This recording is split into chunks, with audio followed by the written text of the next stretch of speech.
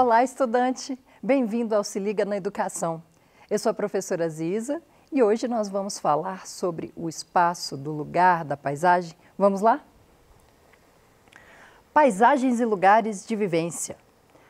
Essa aula é para o 6º ano e nós vamos basear nessa habilidade aqui, que é descrever e comparar modificações das paisagens rurais e urbanas nos lugares de vivência e os usos desses lugares em diferentes tempos. Então vejamos só, estamos falando de paisagens, estamos falando de lugares, estamos então pensando em conceitos muito importantes para a gente entender essa geografia e também as nossas vivências como um ponto de partida. Vamos lá? Então, compreender o conceito lugar, claro que existe a palavra lugar no nosso vocabulário, mas para a geografia a gente vai entender então o lugar como um conceito e observar as paisagens ao nosso redor. Lugar, então, é uma abordagem da geografia, até mesmo a gente tende a chamar isso como uma categoria analítica, que desperta a atenção para o espaço das memórias pessoais e coletivas. Vamos ver, por exemplo, essa imagem aqui. Essa imagem é de um arquivo pessoal em que eu vi essa casinha aqui. Parece um ambiente muito acolhedor. A senhora com suas galinhas, uma casinha no campo com seus pés de fruta, à sombra de uma árvore frondosa. Quantas histórias que devem ter ali. Os seus netos e as suas gerações que vão para a cidade, retornam e tem tantos sabores que eles já vivenciaram, tantas brincadeiras, músicas, noites debaixo do céu estrelado. Então, tem muita memória nesse espaço. Além disso, o lugar representa identidades, afetividades e nós despertamos diferentes sentimentos. Então, pense, por exemplo, um espaço que você tenha alguma situação que você acha que seja marcante. Uma história que eu gosto de falar para os meus alunos é o seguinte: você sempre volta da escola num ponto de ônibus e o ponto de ônibus tem um significado para você. Ali é que eu volto e pego o meu ônibus. E aí, digamos que acontece o seu primeiro beijo ali naquele ponto de ônibus. Quando você tiver mais uns anos à frente e aí você olhar para aquele ponto de ônibus, não vai ser mais só aquele lugar que você pegava, embarcava para voltar para casa, mas também torna um espaço de muitos sentimentos, muitos significados e essa memória, né? Além disso, o lugar também é um espaço que não é só de memória individual, mas ele também é de memórias coletivas. Um grupo de capoeira, como que eles têm a musicalidade, o ritmo, as relações de respeito, as passagens de um estágio para outro, além de tantas culturas que são passadas, né? Então, esse lugar também é percebido pelos diferentes sentidos, como a visão, a audição, o tato, o olfato e o paladar. Aí essa foto aqui, nós percebemos uma sobremesa mineira, né? A goiabada com queijo e doce de leite. Bom demais, né? Para mim, então, esse sabor faz lembrar no sul de Minas, em Santo Antônio do Amparo, com a minha avó Dica, e a gente no entorno de uma mesa longa, cheia de netos e comendo essas sobremesas. E quando nós despertamos esses sentidos, muitas vezes eles acontecem simultaneamente. Então, às vezes a gente nem percebe, mas a partir do momento que a gente vê algum elemento, por exemplo, se eu vejo um doce de leite recém-feito na panela do fogão de lenha, aí eu lembro, nossa, daqueles tempos na casa da vó Dica. Então, dessa forma, vamos colocar um pouco em prática esse entendimento sobre o lugar? Imagine que você recebe a notícia de que você e sua família irão mudar para uma cidade de outro estado do Brasil. Como que vai ser para você essa informação nova?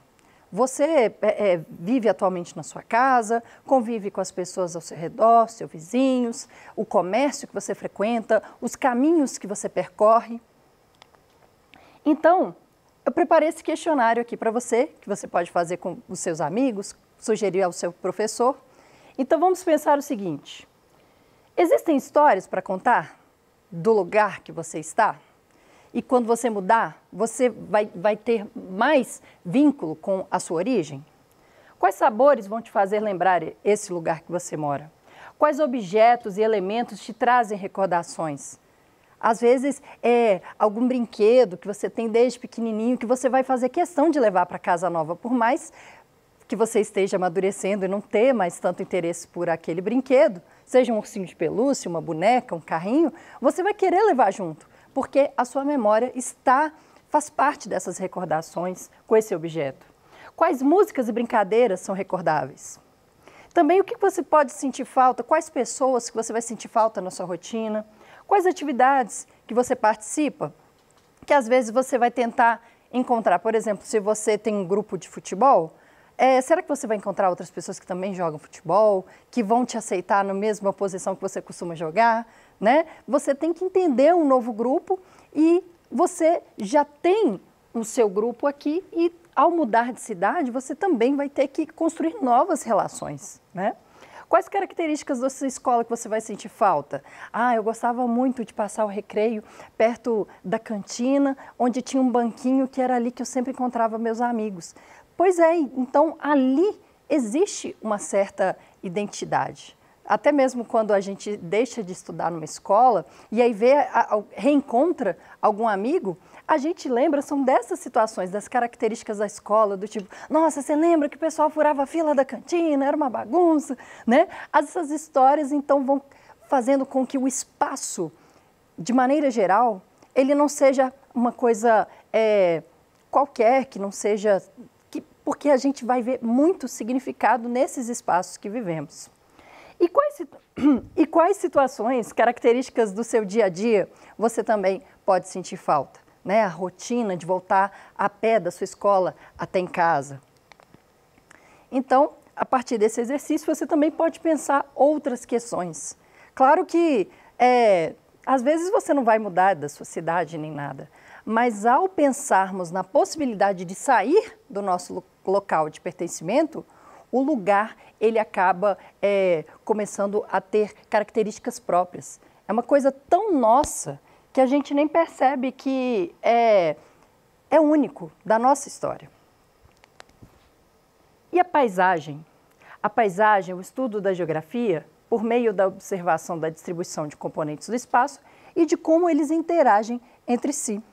Então, pensa o seguinte, quando a gente observa visualmente os espaços, existem componentes. Existe a calçada, existe ao horizonte um morro, as construções, a gente vê regiões mais elevadas, regiões mais rebaixadas, nós percebemos prédios, casas, os padrões das casas, se tem grade, se tem cerca elétrica, ou então se áreas mais abertas, áreas mais verdes, se tem faixa de pedestre. Então, os componentes do espaço, eles são essa coleção de informações, né? São essas, como que a gente pode dizer, um arranjo onde que essas coisas estão colocadas na nossa paisagem. E eles interagem entre si, né? Não é isolado. O processo do surgimento da paisagem é uma sobreposição de épocas diferentes. Então, quando a cidade, por exemplo, surgiu, ela às vezes não começou com asfalto naquela parte. Ela começou realmente com a abertura de espaços para passagem de carruagens, de cavalos. E depois foi colocar pedras, né? Os paralelepípedos. Depois o calçamento das pedras foi substituído pelo asfalto. A calçada às vezes era mais larga, ficou mais estreita para ampliação do tamanho da via. Esse tipo de coisa, então, nós percebemos na evolução e eles interagem entre si, por mais que sejam elementos produzidos pelo homem, eles estão sempre em transformação. É o resultado das interações sociais, culturais, naturais, ambientais, históricas, que ali ocorrem ao longo do tempo, em constante transformação. Então, quando a gente pensa paisagem, né, a gente tem até os estereótipos de que é paisagem para nós. Quando a gente faz uma situação, por exemplo, coloca uma criança para desenhar uma paisagem, Normalmente é uma ideia mais ou menos assim, né? Os campos, as árvores, a vegetação rasteira, os morros atrás, o céu azulado, as nuvens, né? A partir disso, a estradinha, tá faltando até uma casinha saindo uma chaminé, que é o desenho bem típico de quando as pessoas pensam em paisagem. Mas a paisagem não necessariamente será natural. A paisagem, estamos falando de o que está no campo de visão e quais elementos nós queremos chamar a atenção. Até volto aqui para nós. Ela pode ser de interações sociais, então as pessoas, culturais, então os elementos que são próprios, o tipo de construção, né? As naturais, que a gente já identificou, as ambientais, estamos falando até mesmo de como que essa relação dos seres vivos, da vegetação, como que eles estão nesse equilíbrio do meio ambiente, ou não, né, se eles estão impactados, é na paisagem que a gente vai identificar. Consegue diferenciar o lugar da paisagem nesse caso? O lugar, a gente está falando assim, de sentimento, de memória, né, até mesmo uma questão individual ou coletiva. Aqui no caso, a paisagem envolvem sujeitos que têm uma observação de um conjunto de elementos. E o nosso interesse a gente vai identificar quais fatores vão saltar mais aos nossos olhos. Até mesmo as históricas, né? Quando a gente vai a uma cidade histórica, como Ouro Preto, Diamantina, Sabará, a gente vê as paisagens históricas como uma motivação para as pessoas se deslocarem e ter uma pequena sensação de como era no passado circular naquele espaço, a questão de séculos atrás, né? Então, a paisagem natural impactada também é uma forma que a geografia vai olhar para o espaço visualmente. Olha só essa erosão, como que aconteceu, né? Ela está vindo de lá de trás, era uma pequena cisão, né, um sulco que foi escavado com a falta da vegetação. Aqui nós percebemos outra questão nessa paisagem, que são os eucaliptos, que eles empobreceram esse solo. As raízes, elas não ficaram mais tão compactadas e bem coerentes, né? Então, o que vai acontecer? Realmente um processo erosivo nos eventos de chuva. E à medida que a água vai passando, vai escavando, escavando, escavando, até virar um impacto ambiental chamado vossoroca. Até vou escrever aqui essa palavra engraçada. Vossoroca. Em São Paulo, eles falam bossoroca com a letra B e também está certo, né? E acontece que esse tipo de impacto ambiental, ele é muito melhor estudado quando nós estamos vendo a geografia do ponto de vista da paisagem, né? E a partir disso a gente pode pensar, será que é possível reverter? Será que a gente pode modificar essa vegetação e recuperar essas áreas que estão degradadas? O que está sendo impactado? Se tem construções que estão em risco, se tem, por exemplo, rios que estão sendo, também estão sendo assoreados, né? Sedimentos estão cobrindo esses rios. Essa paisagem é a paisagem cultural, né? Aqui foi retirado no Mirante de Belo Horizonte, perto do Hospital da Baleia. Lá no alto, a gente consegue ver Belo Horizonte. Para quem conhece Belo Horizonte, aqui é o Horto Florestal. Ao longe, a gente consegue ver o Mineirão. E depois a gente consegue ver a cidade administrativa, né? Então, o Mirante é o espaço ideal para você ter uma visão muito ampla para a observação da paisagem de uma cidade. Quanto mais alto, maior é a possibilidade de elementos, componentes desse espaço. Claro que seria ideal ter um binóculo, né, uma luneta, para poder enxergar cada detalhe. E quanto mais vivência a gente tem nesse espaço, melhor a gente consegue identificar. Por exemplo, como moradora de Belo Horizonte e circulando pelas vias, eu comecei a identificar, aqui é o bairro das Mangabeiras, aqui é o centro de Belo Horizonte, olha só aquele prédio, característico do centro, olha a praça. E a partir disso, fazendo a composição, né, desses elementos, a gente vai identificando, olha só, a minha casa está mais ou menos ali, né? É bem interessante o estudo da paisagem. Todas as vezes que nós estamos estudando a paisagem, nós temos que lembrar uma questão também. É uma questão individual. Ou seja, o sujeito, eu vou olhar para essa paisagem, ela vai ter um significado para mim, eu vou ter um olhar específico para ela.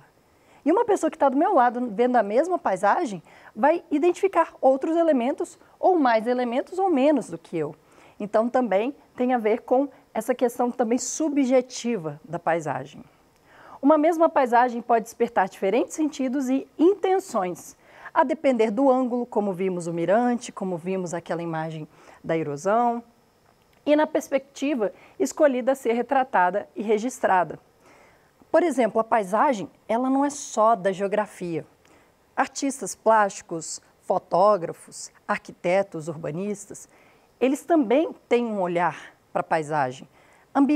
Engenheiros ambientais também, engenheiros de minas, o que eles tiverem de interesse, eles vão percebendo, né? Então, o que se deseja despertar ao fazer o retrato ou fazer a observação dessa paisagem, né?